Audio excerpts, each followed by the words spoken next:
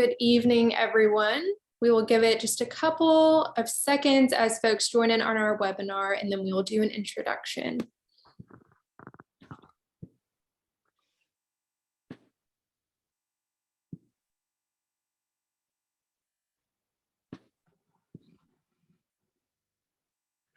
All right, everyone, welcome to our second Faith and Culture Conversations. My name is Keli Shipley Cooper, and I serve as the Minister for Faith Formation at St. Paul's Episcopal Church in downtown Richmond.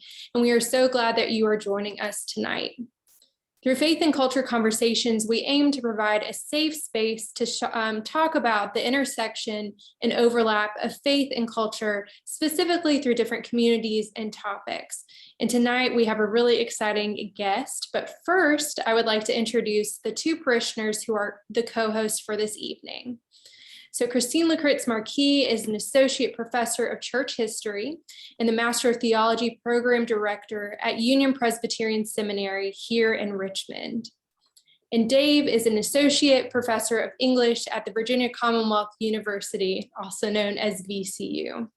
So again, we are just so grateful that you all are here tonight. As a note, this is being recorded. And again, I will pass things over to Christine. Hello, all. It is my deep privilege and honor to introduce you to our dialogue partner this evening. Rev Jess Cook is the first openly non-binary person ordained as a minister of Word and Sacrament in the Presbyterian Church, USA. They are currently in the process of starting a super exciting new worshiping community here in Richmond. They have over a decade of experience working with LGBTQIA+ youth and in the church. Jess loves people, liturgy that means something, and spaces that invite us to bring our whole selves. Jess lives in Richmond with their partner, Kiddo, 2 dogs, 1 cat, and this is my favorite, a bearded dragon named Stubbs. So welcome, welcome. Thank you for joining us this evening. Yes, thank you. Thank you all for being here. And thank you, Jess, for being our dialogue partner this evening. Jess, this first question is one of those ones where I know if I were trying to answer it, I would have to figure out which time in my life from which I would answer this. But the question is, what do you know about faith and how did you come to know it? So I love that you mentioned that specifically. So thank you very much for the invitation, for the conversation, for the dialogue, and especially for your contextualizing around time period. Because as I thought about this question, I realized that earlier this month, I discovered a poem that I wrote that Christine has heard me now share a number of times, or at least that I've shared. And it's a poem that I wrote when I was 17. And my own lived experience is such that, like, I've worked with young people for 10 years, taught Sunday school in the church before that. I, as somebody who, grew up without a sense of my own identity with regard to my gender identity or sexual orientation, I've worked with young people, and that's been community of accountability. And so when you ask about what faith means to me, I was thinking about my experience of that time in my life when I was forming my faith. And then so I came to this poem, and I'm going to read it, and because it really keeps kind of coming back to this question. So I'm going to read it, and then we'll offer an answer to your question, and hopefully a conversation partner or piece as an answer. As I move on day by day, I see many a face. With each one I ask, where is my place? I look to the girl sitting by my side. Is she my long lost friend whom I long to be my guide? Yet as she stands up and goes her own way, I know I won't find my place, at least not today. I then come upon a boy sitting alone on the grass, and I ask to myself, could my place be with this lass? But as he rises from his seat and walks to his own home, my heart begins to sink as again I'm all alone. Then standing before me with their arms open wide, a young couple invite me in to join them by their side. What could it be? This new thing I found has indeed always been there, just waiting for me to come around. It is indeed my church with its mighty steeple, Yes, that's the one that opens up to all the little people. Only it's not just the building that I should make myself a part, but the hope of mankind that I will hold in my heart. My place is kindness, my duty is love, and to spread the word of God above. Whether it be on the street or in a hospital I teach, I must set an example for all those I can reach. Each day may not bring laughter, each night has not pretty dreams, but it is all a part of a much bigger scheme. A scheme where each thing has a purpose and a plan fills every space, where everyone is able to find their own special place. And I also lift up that this is the journal that this is written in. That was a gift to me my senior year of high school from one of my best friends. And so when I read that poem and I think about faith, there's a sense of, at this point in life and at this point in the world, I think more about God and our relationships and our connection to everything as sort of this kind of energy that flows within and among and through. And so when I think about faith, it's almost like this idea of stepping into that movement, right? But it begins before that, because I think faith is stepping without knowing that there's a river, but just stepping into the movement. And when I read this, to me, and I read as a 17-year-old who, for all I knew, I was a straight girl. I mean, I was about to start 6 months later, 8 months later, I went to Baylor. I mean, I was in Longview, Texas, and had no clue. And yet, right, they're there, you know, and this abundant, if I were to describe my sense of call now, it would be similar. Like, I remember writing that and making the fingers, like, Yeah, we all you know, do. and so there's this weird thing. Yeah, but it was like, so for me, it's like, I think about all of those 17-year-olds out there, right? All of those dreams, all of those images, all of those, like, all of that, right? Because I'm 42, and it was literally today that an email went out announcing that I have the first job I've ever had with the word ministry in it, right? And it's like, that to hear was a long place, you know? So for me, when I think about faith, I think I had a level of faith at that time, you know, at 17, because I didn't have any idea. I just was following this sort of flow in a way where now I have the education and I have the life experience and I have the embodiment in a way that I didn't have then. So for me, it's like, now I have the, like, it's almost harder with the faith now because I have all those things. And like, how do I keep trusting that pull? But reading this was actually one of the biggest bolsters to my faith, because I realized, like, we have that, you know? So I think, yeah. Can I just ask one follow-up before I relinquish my hold of this Zoom screen back to Christine, because I love the poem, and I think a lot of people, no matter what they're going through, can identify with that first image of looking at different faces and wondering where you can connect with. But the way you described the second part of the poem of I think it was a couple or somebody who invited you to church, and then you had that call. Can you go back into that moment and describe for me the link between your questioning of your identity, your gender identity, or your discerning, I should say, of your gender identity, and your discerning of your faith? What happened? Yeah.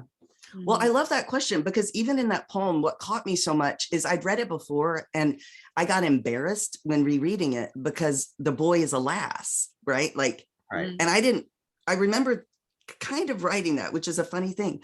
But even in my own sense of self, like there was nothing conscious about that, right? And so even, you know, I knew that before I was, like when I knew that I was going to be ordained as a minister, like, which was about a year before ordination actually happened, I knew I needed to come out to all the folks I hadn't yet talked to about my gender identity, because it would have felt incongruous with my sense of call to have she, her at an ordination service, because, and I don't know how to put words to that in a way that like it's, and I think this poem was really helpful, because I think I'm trying to find a place, but very clearly trying to find a place with a girl and a boy, but the boy, like that there's weird gender, and then that this couple, you know? And so I think there's this, when I think about faith, it's like, it's that pull that's like, there's a thing here And I don't know, but even just to name it, I think says something. But yeah, and I love that you lift that up, because I think it's like I've always, my gender, my experience, and even just claiming as a non-binary person, the masculine and feminine within me has helped me to recognize how much harm we do to ourselves when we try to exclude those things from ourselves. When we, Right. The way you concluded it at the end was that the community brought you in, church as community, call, and that, I'm not going to say it transcends gender, but it's not limited by binaries of gender. That's what I liked about it. Yeah, I appreciate that. Okay, I relinquish my Zoom. No, that's a great, Yeah. I'm glad to hear others engage with the poem, because I think it's so powerful. But thinking about that sort of stretch, right, from 17 to now, I love this sort of sense of stepping into the flow, but have there ever been times when you've struggled to like step into or reconcile your faith with new experiences that are unfolding, right? So are there times when there's resistance or you're hitting rocks in that river? Yes. So I think that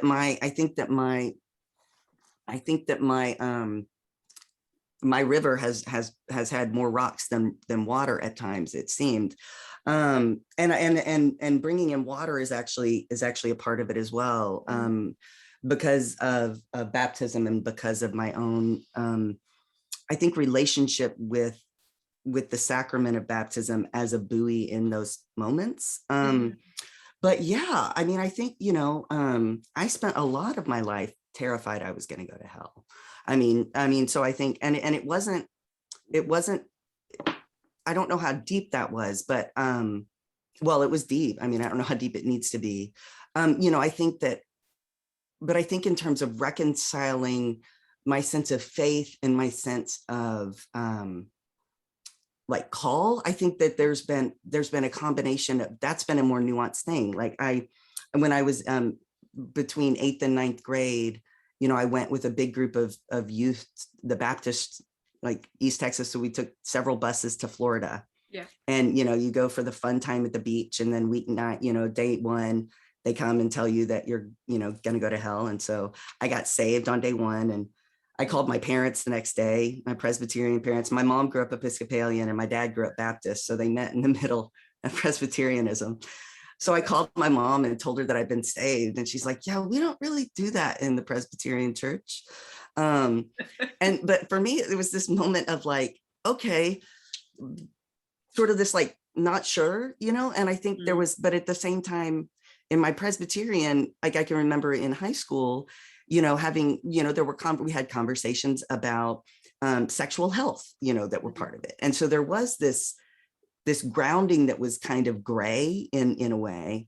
But then the larger language was so loud, and I think the larger language in society, I think for me, I had a certain benefit, particularly around my gender identity and sexual orientation, of not knowing who I was. Young people now, because of both the overall increased acceptance of LGBTQI plus people, and the access to information, are coming out a lot earlier. So like they're learning a lot more. For me, I didn't have a clue who I was. I mean, I did. I knew that the questions were there, but I didn't, like, Ellen hadn't come out. So there was, it was a very different kind of world. There wasn't language around my identity with regard to my gender, but I really struggled for a long time. As I started to really recognize that I was, like, first a lesbian, there was something, but I didn't even name that until years after I began to sort of like recognize that I was interested in women. But then as I, later it was even questions around my gender, that everything kind of made sense, but it took a long time to get the questions. But I started seminary with a certain fear that I was going to go and find that, that folks were right, that I was going to go to hell for being who I was. So, so I think that's the experience for, I think, most queer people within the church. But I think even in society, I think there's just an assumption that like there's something incompatible with who we are. And so I think unlearning that is a complicated process. because in one way my faith has helped with that. But yeah. No. Can I ask a follow-up question on that? Yes, absolutely. So like, because I'm really interested in sort of your braveness in stepping into some of the places that you did, and that like it's hard enough for a lot of other queer friends I have to even enter the doors of a church sometimes, depending on their experience. And you didn't just do that; you stepped onto a seminary campus. So could you just say a little bit about that teeny little piece? Can you just like say a little bit, because I think that's a big step if you're that afraid. I mean, yeah, well, so I think I've had in my life this gift of naivete in a way where I think it's a combination. I think for a number of different reasons, I was kind of a late learner about my own identity. Part of that has to do with the lack of language. A lot of it has to do with, a whole lot of different things. I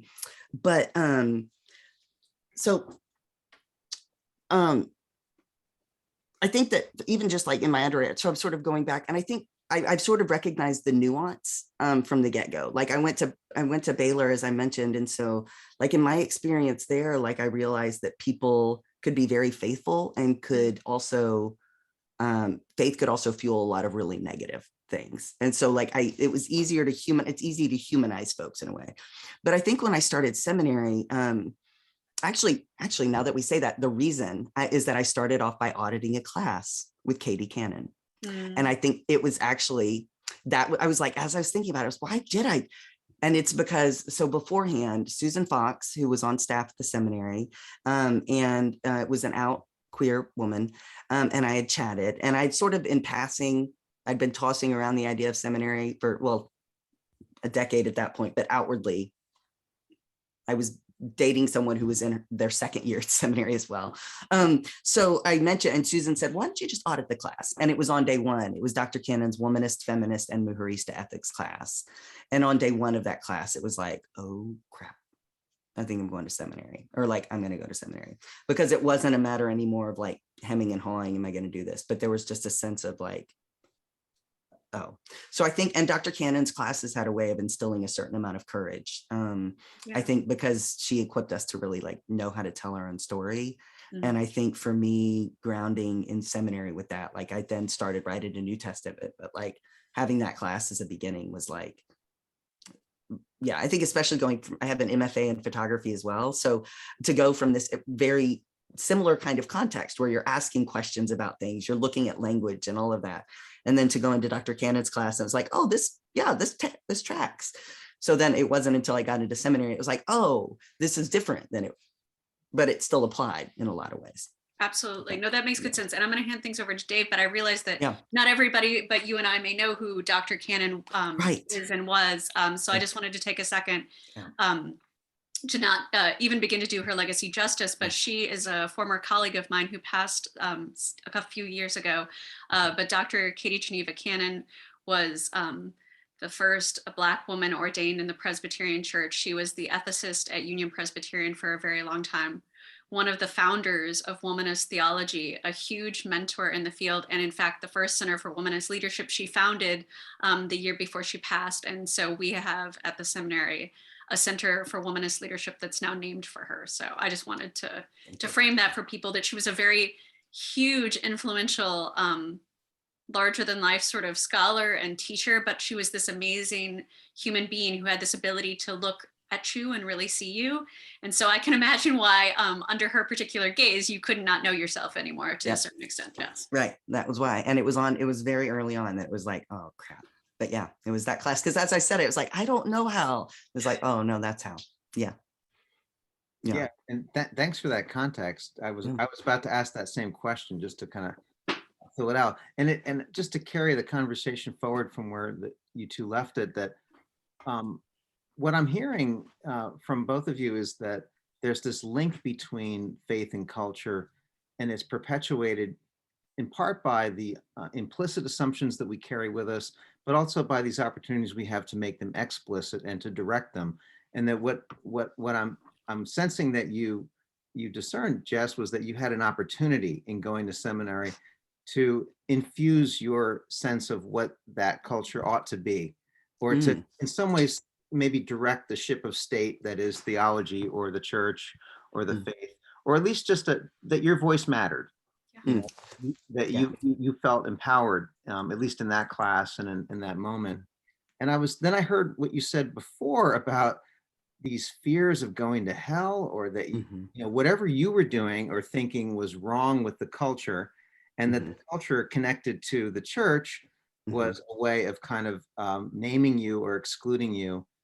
And so I wanted you to talk a little bit more about the connection between your evolving sense of faith and culture. Culture, we think of it as this mega phenomenon of values and traditions and practices that are perpetuated by institutions. And so you came in it one way and you're going in it in another way now, not just in your achievement now in your ordination, but also in what you see as your ministry moving forward. Can you talk a little bit more about culture? Yeah, and I appreciate the teasing out of culture, especially its relationship with tradition, because I think, for me, it so I identify as trans and non-binary. So when I talk about trans, that's anybody whose gender, it's also self-identifying terms, which we could talk about later, but for me, this is how I relate to these terms. And so my gender identity doesn't align with the sex I was assigned at birth, and non-binary. So I don't identify as male or female, and I identify as genderqueer. And for me, that feels kind of at home. And looking back on my life, I can see the ways in which I've always, my gender identity has been fairly consistent. And, like a lot of times folks can sort of change, but looking back, I can remember a number of different things that like I've been very consistent in that. And because of that, and I think because I grew up in, like most of us, I think, grew up in Northeast Texas, as I've mentioned, in a white, upper middle class home.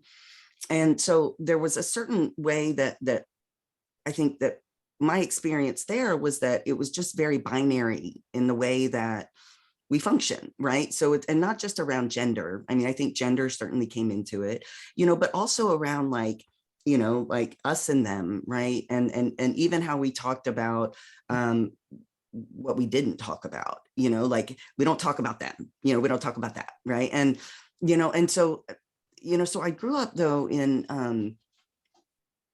so in this fairly binary world, and yet with my own self having these kind of like non-binary sense of self. And so for me, I think there was my experience of culture was always that it didn't quite fit, or that there was a space that I needed to carve that worked more for me. I mean, I think the analogy of the closet is perfect because, I used to sneak into my brother's closet and put on his shoes because he had these like double high top Converse that were so cool in the 80s. And I couldn't have Converse because they were boy shoes. So I would sneak into his closet and fold down his Converse and like put down or use my sister's mousse to slick back my hair because I had long hair, but I was creating sort of my sense of self. So in a way, creating a sense of self apart from the sort of cultural expectations and norms. Yes. And when I think about, but I was also very much a part of those sort of norms in different ways. So when I think about the relationship between faith and culture, my experience, and I think particularly with the LGBTQ community as a whole, there is a certain like flexibility, an ability to carve out a whole culture within a larger culture. I think there's a way to sort of like, even when we, in the 80s and 90s and early 2000s, folks would like talk about being family. So that was a code word. It's like, oh, are you family? And it's like, yeah. And it was around creating family and creating a sense of culture that I think for me invited a bigger question around what whiteness is as a culture. Because I've actually like, there's an absence that tends to happen, or there's like when we tend to take tradition in the place of culture, right? It's like we have our traditions, but if we don't know why we have those traditions, or if we have those traditions over time and then we forget, like if our traditions become the place where our memories die, right? Then we actually make those into our culture, right? In a way, right? But it's empty, and then like Jesus in Mark 7, when he says you have a fine way of abandoning the commandments of God in favor of your traditions, right? It's like, I think we do that where with our church as well, right? Where we do these things because that's what we do. And I think that what happens then is they begin to be rote, and they begin to help us disembody and disengage from the world and one another. Where I think for me, my experience of being queer has taught me how to be in my body in a way that, like, I feel like I am learning how to develop my own culture in ways, in part, like I'm part of a larger culture as a queer community that is built on resistance, that is built on, I think for me in my process around ordination, there were times when I was like, forget this. And then I had in my head, though, I had these voices of the folks who came before me who couldn't be out and couldn't be queer. And they had to make that like unholy decision between their call and the fullness of their identity. And so for me in those moments, I also, like Dr. Cannon again, had us identify our community of accountability. So for me, it was like queer youth, so I had these generations of people before me that I think for me, when I think about culture in that, right, it's like that is within itself, it's like giving me permission to create new rituals, new practices, because it also, like, I think it gives us the capacity to ask questions of a culture which is built upon tradition, which is not a culture worth keeping, right? I mean, I think it's like it's built upon empty things. So I think for me, when I think about faith and culture and how, like, within the queer community, I think just as a whole, there's a celebration of the abundance of possibilities within ourselves. And there's a willingness to, like, push boundaries. There's a willingness to ask why around how we are in our bodies in a way that I think a lot of times folks don't ask if they don't have to.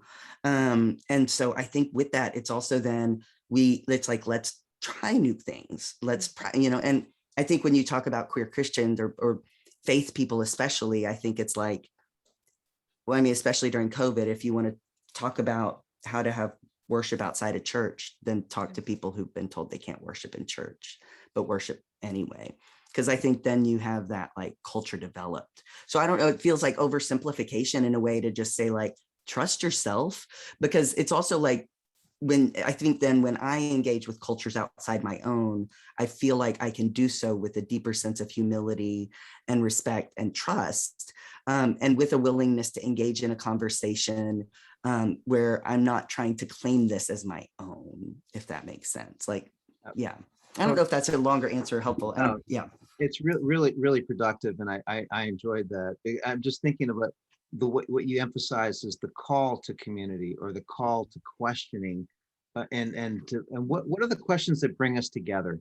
And like you said, once we have the answers of who's in and who's out, or what we do, what we don't do, then things get kind of stale and rote. And as you alluded to earlier in that part of your answer, it becomes easy to demonize or just to kind of get upset or angry with people. But I follow Jean-Luc Nancy, the critical theorist, on these questions. In his book, The Inoperable Community, he said, as soon as we start thinking of community as a thing that exists, as this object or this thing, then the boundaries start to come up. Then the walls rise up. And then who's a real Christian, who isn't? Who's a member of this community, who isn't? And we get really partisan about those walls. So I like the way you emphasize the call to belonging. That's beautiful. Yeah, and I was thinking about, unsurprisingly, I'm going to like the memory piece, right? That tradition is where memory goes to die, right? Yes. But I was thinking about that we have, if we think about the relationship between culture and tradition, and we have multiple cultures and multiple traditions, you brought up sort of your exploring your own whiteness, right? In conversation with this queerness. And so I'd like to sort of ask, like, what happens when your, like, identity within a, like, queer community of accountability, and queer youth in particular, what happens when that comes into tension with other cultural traditions?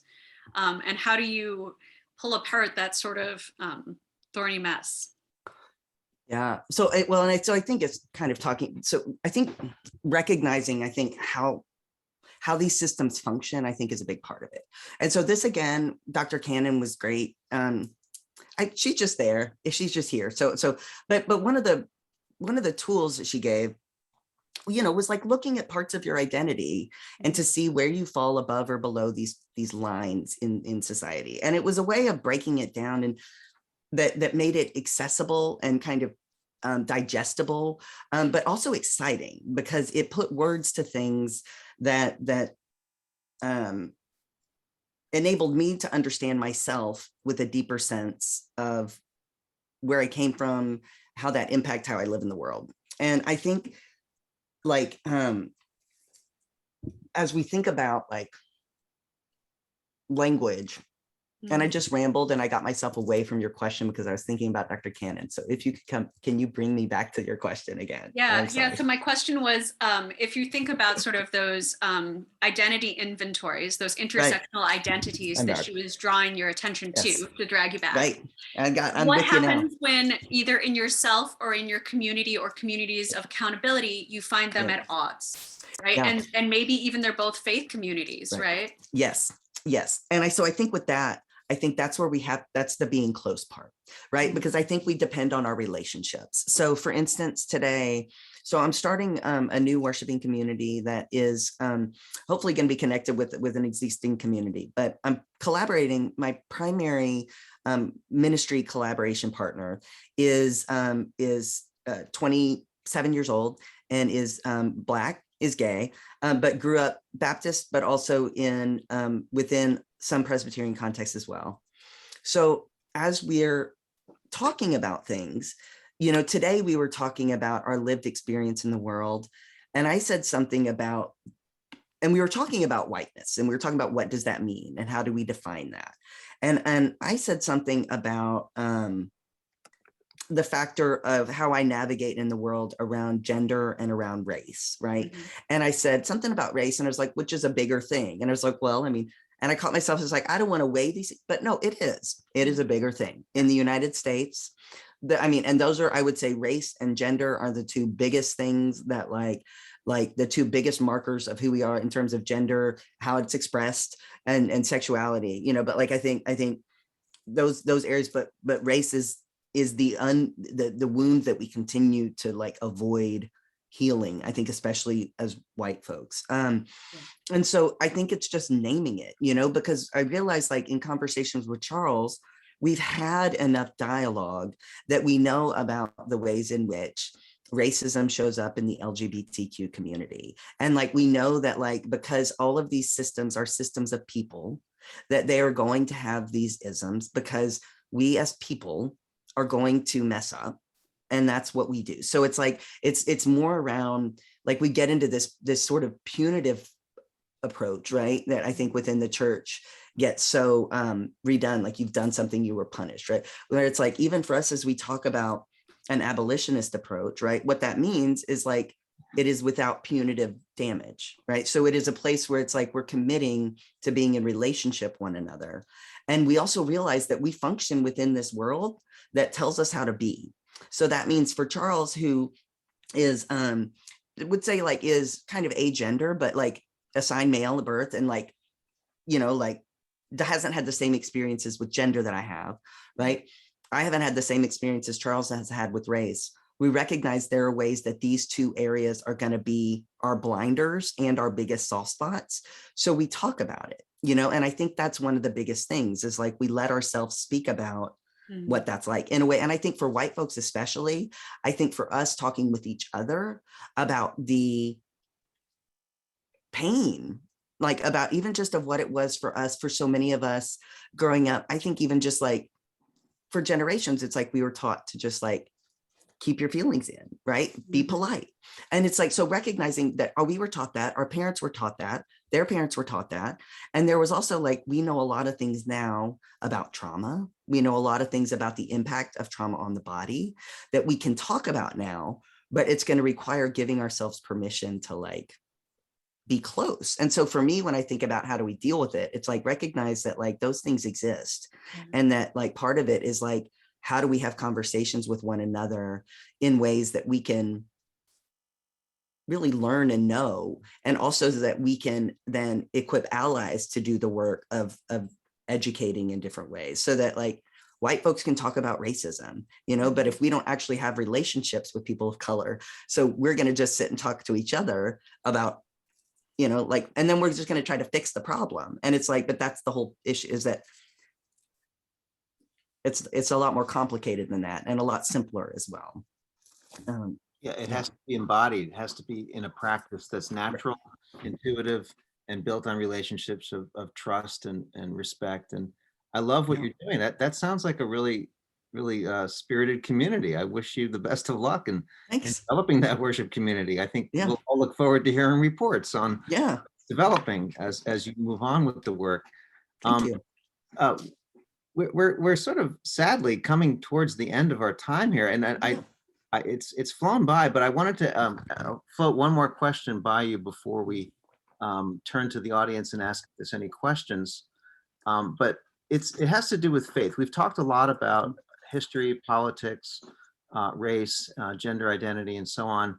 And as you sum it all up and you think about where you are now with the question of faith and culture, are there aspects of faith that you have just zeroed in on as indispensable, unchangeable, and just really powerful in your life that you want to share with the rest of us? And if there's any other problems with faith or aspects of it that you think, let's just stop doing that. Yeah. Well, I think the second, I don't know. I mean, because I feel like the first, yes. So I love that question. And, I turned 42 in May. And so I think, what is it? Saturn returns, right? Midlife crisis, all this stuff.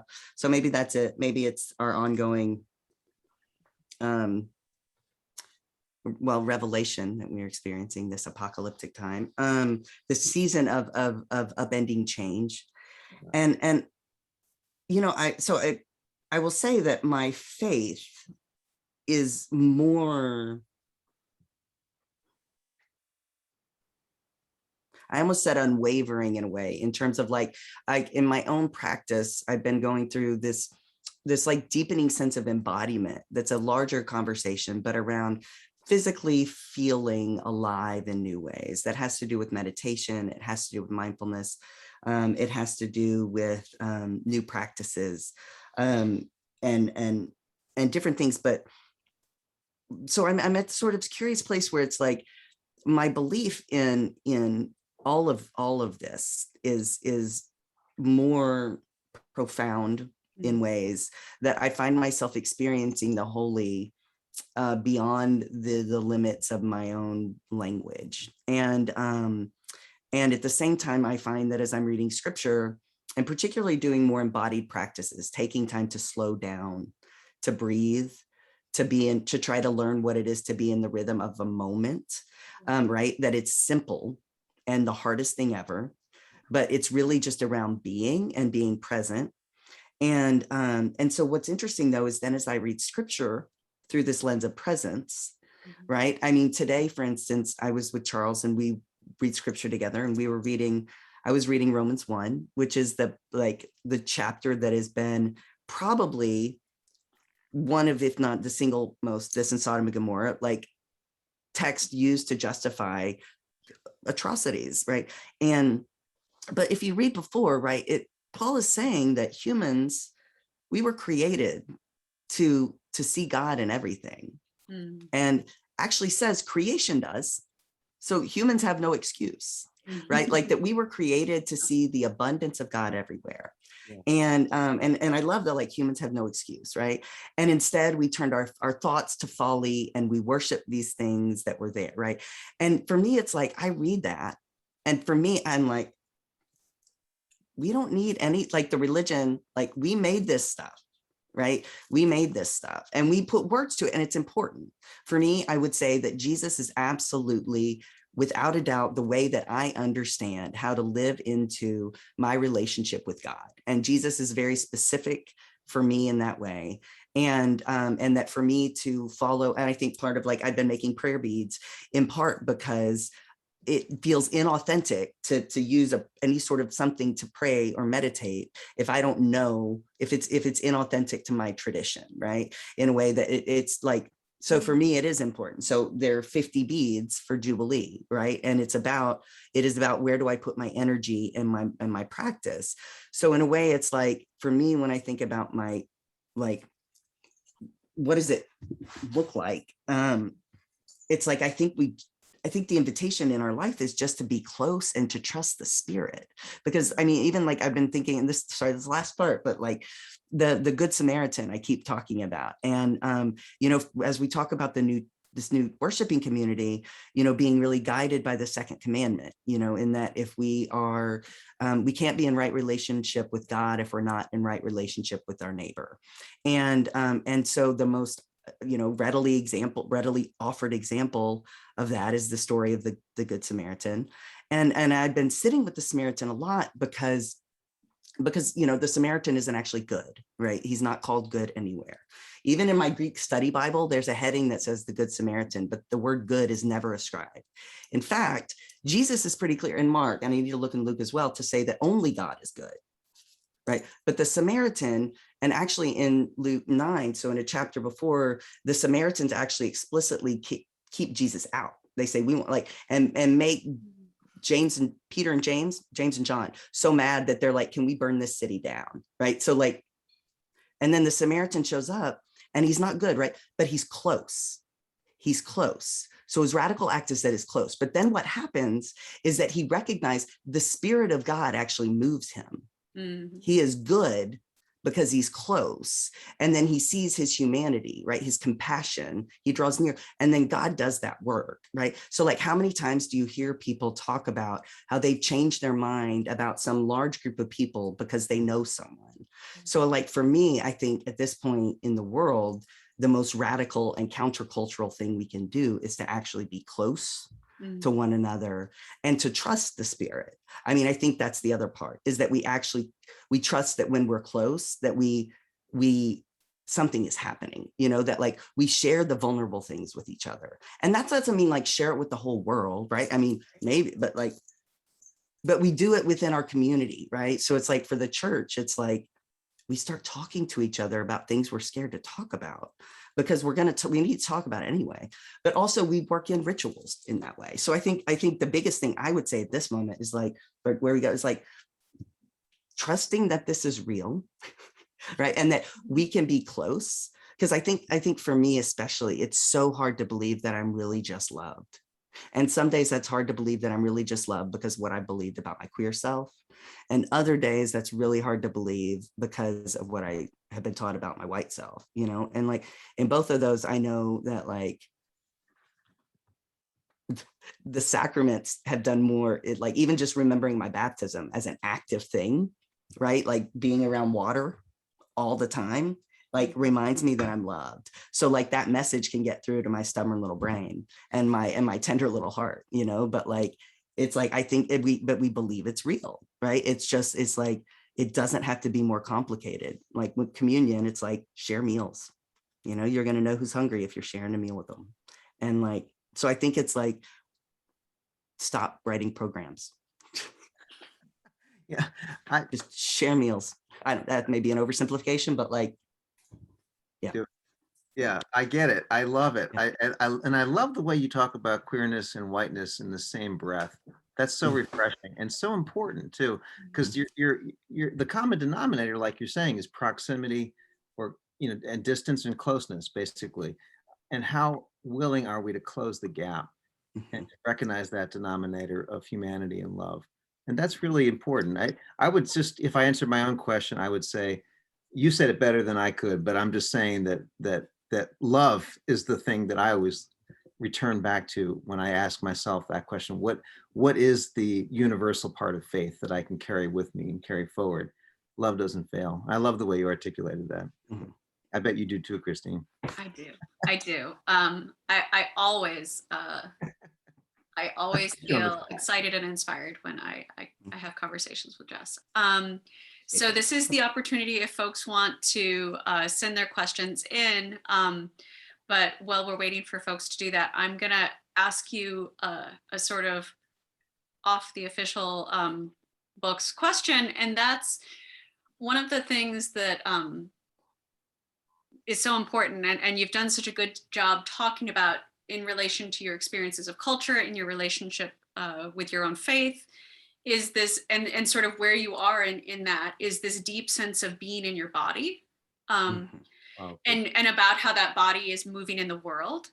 But especially because you brought up Jesus and his relationship, and because you are in the church, right? Yeah. How do you bring into conversation these different levels of embodiment, right? The individual embodiment, the communal embodiment, Jesus's embodiment, the church. Right. That's a great question. Well, so for me, again, bringing in gender, if I may, so in October of 2019, at 40 years old, I started testosterone, and I'd been thinking about it after I left Side by Side, and I was no longer walking with people through their own process of discernment. I kind of was beginning to discern about basically medical interventions. Different people will do different things for transition, but I'd been wrestling for a long time about testosterone, but when I started trying to decide what dosage, because people, one of the things that's nice is that you can kind of decide but the decision is based on how it feels, so it's like, well, you'll just see how it feels in your body. And I was like, okay.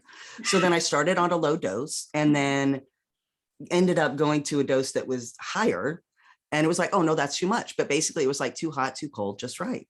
And what that taught me, though, was that I started feeling in my body in a way that I hadn't before. That I think that, in combination with doing a lot of deep just trauma work, like old work around like meditation and practice. But then it was like, oh wait, I can feel more in my body. And then I'm realizing that a lot of the ways that I started to learn how to close off to my own energy within my body was around, again, whiteness, right? Is like, oh no. So then it's like opening up, right? So starting to do energy healing in a way, had Reiki done at one point in spring of this year. And it was after that I realized I could actually feel crystals. So when I hold different crystals, I can actually feel, it's like when I hold a magnet up, you can feel like the magnet's pushing. You kind of hold your hands here. So I can hold a crystal, and then my parts of my body are like, ooh. And so then it was like, oh my goodness. So then as I'm thinking about it, it's like, what else don't we know? And what other parts of our bodies are connected with this planet? And then it starts to think like, oh, wait, what if, like, thinking about, again, back to Paul in Romans 8, when he talks about all of creation is longing or waiting for, the revealing of the children of God.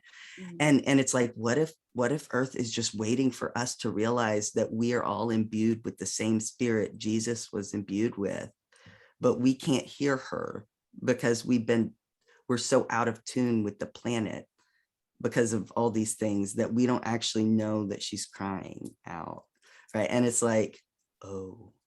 So when you talk about embodiment, it's like, I'm at these points when I'm like, when I started feeling like energy and doing healing work, right? It was like Jesus in Mark 5 and the one with the flow of blood. I was like, oh, that's weird, because you can feel this, right? And which it's really meditation, all of it, it's really just being, right? Like our thoughts aren't happening, right? I mean, they're happening in our heads, right? But that starts to trip me up, right? But it's like when we talk about being and embodiment, for me, my experience of being queer was actually started that, right? But then there's this point where I sing now. I used to hate singing because my voice, I had dysphoria. So I would sing, it would give me a lot of like I can remember almost having an anxiety attack while working at Side by Side, trying to get the youth to do karaoke. I was like, oh, wait, but it's been fascinating because I've started singing. And so even as I think about new worshiping community stuff and new songs and practices, it's like,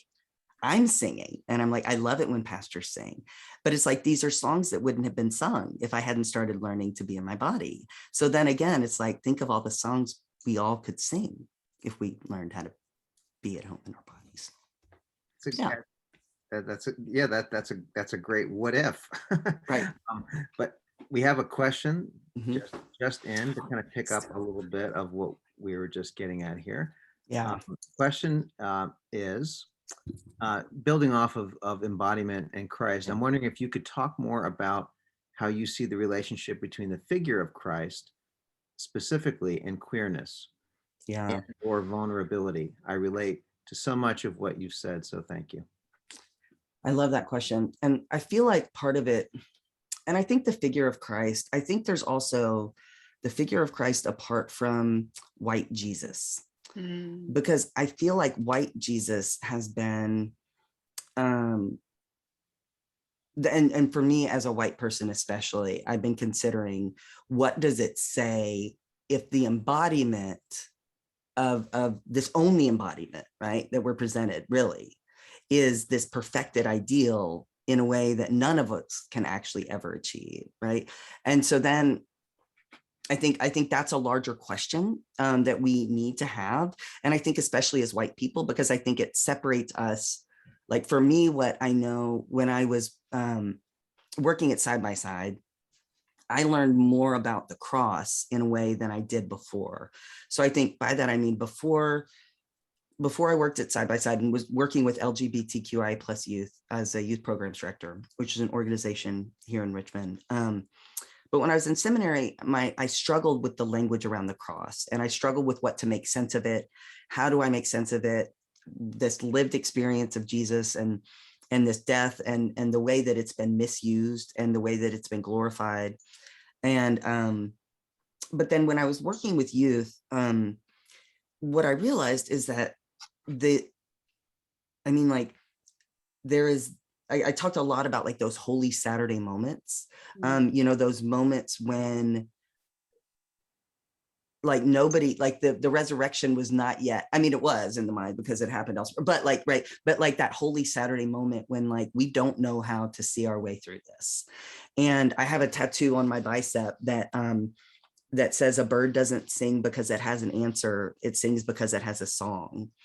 And I got that on a Friday afternoon after hearing that a 12-year-old youth had attempted suicide by drinking toilet bowl cleaner because it was the only thing left in their house because they'd been actively suicidal. And that was a moment when I realized I don't know how to make sense of a world in which this happens. And there were a lot of those moments at Side by Side, but this was a youth I knew well. And this is, all of those things. And for me, what I learned about Christ in that, and the cross especially, was that actual reading of what Paul is saying in Romans is that God can make even the most unholy of spaces, like the cross, holy, and those most God-forsaken spaces. So for me, when I think about that's Jesus and that Christ, right? But I also think about in his life, in his very human life, in that, like, I think about communion as this, like, he knew he was going to die because he had a bit, but he also like, look around. And I'm like, if I knew I were going to die tomorrow, then tonight I would want dinner with my family. And I would want to say like, y'all, pardon me, but like, shit's going to get real tomorrow. And like, don't let this be in vain. Like, please remember this, and I feel like it's this, we make it into this huge thing, like we love the idea of the virgin birth because we don't know what to do with the idea of a child who could topple empires. And then I wonder who benefits from the story of the virgin birth, but the empire, right? And it's not about the virgin birth here or there, right? But it's about, we're missing the story that a baby, right? That this sort of, this human is actually capable. And that also then I think that we are imbued with the same spirit, because it says just like Jesus is a son, right? We miss that we are all sons, daughters, and children of God. And so I think with the figure, I think it's like, I think for white folks, we would do great to take him off the cross like he was before the 1,000 years of the church, like 1,000 years after he died, and to do that history work. Thank you. To the people teaching. So I think it would embody, it's like, I think for Christ, it's like, I think there's a way to honor the fullness of his humanity that will actually allow us to appreciate his divinity on an even deeper level, because we will recognize our invitation into that as well. And that we're already there. It's not about our invitation, but yeah. We have another question. Can you tell us a story about a time in your ministry and your activism when you've gotten something wrong or made a misstep or accidentally said something hurtful, and how did you handle that? So many folks in my congregation are so terrified of getting called out that it hampers their activism and stifles their Christian witness. I think it would embolden us to hear that we all get it wrong, even folks like you who do this work day in and day out, and we can all learn and grow and make amends and hold each other accountable. Yeah, I mess up a lot. So one of my favorite stories to retell was when I was interning at Side by Side. I was sitting next to a transgender youth who was assigned female at birth and identified as male. And I was talking to a handful of youth about the importance of continuing to go see the gynecologist. And mind you, I was not yet clear around my own gender at this point, but was just trying to sort of talk about stuff. And another youth who was assigned male said, "What's the gynecologist?" And me and my awkwardness is like, well, like it's a doctor who deals with girl parts. And I'm sitting next to a person who was assigned female, but who doesn't have girl parts, who said, "It's not girl parts." And I was like, oh, crud. And so I had a moment then when I was like, what do I say? Right. So then that also was a moment where I realized, well, so now as I would say that actually, so just so y'all know, is that it's a doctor who sees people who have a vulva. Right. Or people who have a cervix, pardon me, not a vulva, but people who have a cervix. Right. And then you're like, but that's awkward to say cervix. And I'm like, I guess, but maybe it's only awkward because we were taught it was awkward to say cervix because we have been given an over-sexualized sense of our bodies in a way that actually has disempowered us from living into our bodies. So it's all a mess. So I think that's, I think it's like knowing, I also, like just 2 weeks ago, I was doing a training and I went to share my screen on Zoom, and it was 4 minutes in that my collaborator said, Jess, you're sharing your calendar instead of Keynote. And I was like, great. And I was like, I've done so many embarrassing things that doesn't even register on the radar. Like, that's not even a blip. And then just kept going. So I think it's like, for me in those moments, like I have a great story about when I was a debutante. I'm not joking. I fell down doing my bow.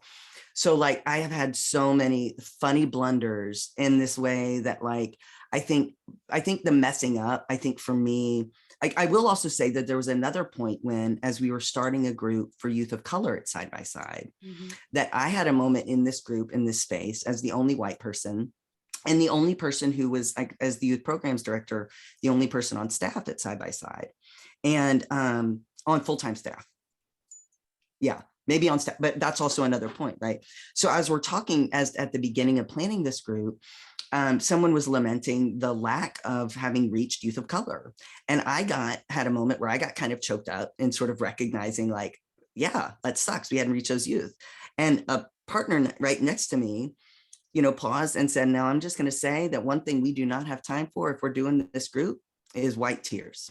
So you need to put those down and we're going to move on. And I was like, so I had a moment, I was like, okay, right. And I then the next day tried to call and follow up and tell and clarify. So I tried to explain. I tried to white-splain what I was saying. And then I did not call again, but I called and was like, this is what I was saying. She's like, nope. Yep. And at the same time, I was having conversations with a friend in the church who was saying some things that were really transphobic and homophobic in a way. And so I was having these two conversations in a way where I said to this friend, I'm going to need to go ahead. And this was later that I had this friend conversation, but I said, I'm going to need to go ahead and end this conversation. But I set that boundary there in a way that then enabled me to come back later to this friend and say, I realized, thank you. And this was later also because I wasn't still trying, but I think it's like knowing that, like, I mess up all the time. And I think it's also like one other anecdote, because I'm aware of time, but this is an important part. Like, I recently talked to a pastor of a church and they have a big youth program, like a big youth program. A third of their youth have recently come out and they don't know how to talk about it. So they're not talking about it, right? But what happens then is that they're scared because they don't know what to do because all these youth have come out. But instead of that, what if you focus instead on the fact that like a third of your youth in this already sizable group feel safe enough at home to come out, because that's a big deal. And they felt safe enough to come home after a year of COVID, being at home with their parents, which is also a big deal. And that tells me that if those youth are safe enough to come out, then it probably tells me that even like the non-queer youth, that their families are also pretty safe places. So it tells me that you actually have a huge number of people who are very supportive. They just don't know how to have the conversation. So for me, it's like somebody has to have the conversation, because I also know in this same church, there's not a single gender neutral bathroom, not an accessible one. So then it's like, you've got youth, and those youth are coming out in all different ways, shapes, and forms, Right. but you're going to baptize them, but they don't have a place to pee. So I think part of it is also like, listen that like to the youth, right? In a way, and not just listen to the youth, but also like, we're actually a lot more abundant in our capacity to welcome people than I think we are. And I think that's one of the things about whiteness that gets us the most, is that it convinces us of our lack of power, because it convinces us that we are so deeply enmeshed in this system that we cannot say the uncomfortable thing at Thanksgiving, or we cannot say the uncomfortable thing when we see it happening right next to us. And I will say that like our silence is loud. And for me, it's like, the more I know I can find home in myself, the more I know that I can learn how to sort of like speak against the system in a way that it's really about my freedom, more than just like doing the right thing, if that makes sense. Absolutely. Jess, thank you so much. I have found this to be a deeply inspiring conversation, and really, really just wonderful. So I want to really thank you for sharing so generously with all of us this evening. For those of you out there, I realized that we are a little past time, so I just wanted to quickly promo for you. Our next faith and culture conversation will be Wednesday, December 8th. We will be speaking with the Reverend Caitlin Bailey, who is a chaplain at VCU Health, and she will be talking with us about the relationship between faith and healthcare in particular. So I hope you all will be able to join us for that conversation as well. And Jess, who has already shared so generously with us, has graciously agreed to close us out. So, So I am actually going to close out with a poem from Adrienne Rich, because I want to. Adrienne Rich, as a poet, was also somebody who was examining her whiteness and her queerness in a way that I appreciated when I discovered her. So I will offer this to you. And she wrote this in August of 1968. From here on, all of us will be living like Galileo, turning his first tube at the stars. Obey the little laws and break the great ones is the preamble to their constitution. Even to hope is to leap into the unknown under the mocking eyes of the way things are. There's a war on earth and in the skull and in the glassy spaces between the existing and the non-existing. I need to live each day through, have them and know them all, though I can see from here where I'll be standing at the end. And so to that, I would simply add that may you hope, and may you leap, and may you sing. amen. Amen. Thank you. Thank you. Thank you, Jess. Appreciate Thank you all very much.